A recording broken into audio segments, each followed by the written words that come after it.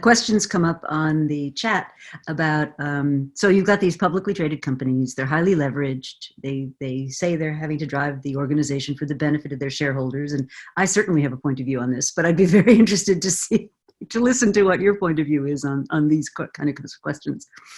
So to be honest, for a very long time, I wasn't sure that, I did hear CEOs saying, working with CEOs, hearing them say it's very hard, the financial markets and I wasn't quite sure, is this even possible given the constraints?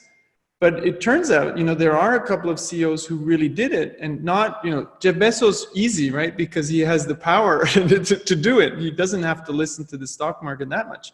But take Unilever with Pol Polman. When he, started and had this vision of, we're going to do long-term and we're going to do sustainability, not at the expense of profit and growth, but, in harmony. But the first thing he did was abolish quarterly, reporting. Mm-hmm. Wow.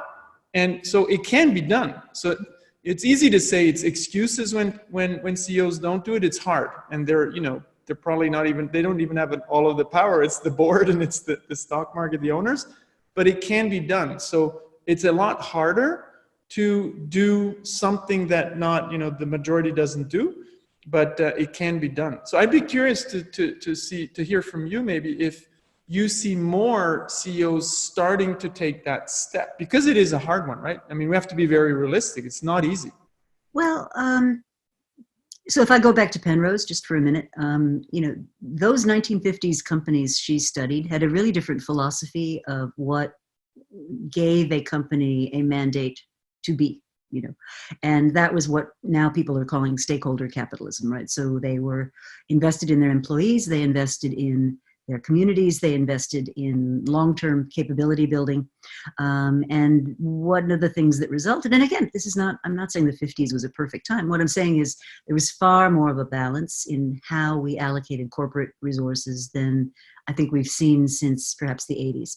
And I think right now we are so out of balance, where the bulk of corporate resources are basically being used for financial means, rather than being invested as retained earnings. And Penrose herself said, a company built for the long term is going to fund most of its growth from its own retained earnings. They're not going to look to investors to come in and bring them their growth. So that's one observation I would make, which is we've been sort of lulled into this, maximizing shareholder value. It's an ideology. I mean, we've been sort of persuaded by that ideology that that the best thing to do is sort of extract resources from companies. But a lot of times, what happens is you're really weakening the fabric of what's left behind. And I don't think we pay enough attention to the damage that does on a whole number of different dimensions. And so things like, William Lazonick from the University of Massachusetts writes about this. He says, things like a very minority activist shareholder being able to kind of wag the tail of a large company with many other stakeholders. Why do we let that happen the way that it does? So and again, I think this setback is an opportunity to really start from kind of almost scratch and rethink, because we're re-knitting the economies of the world even as we speak.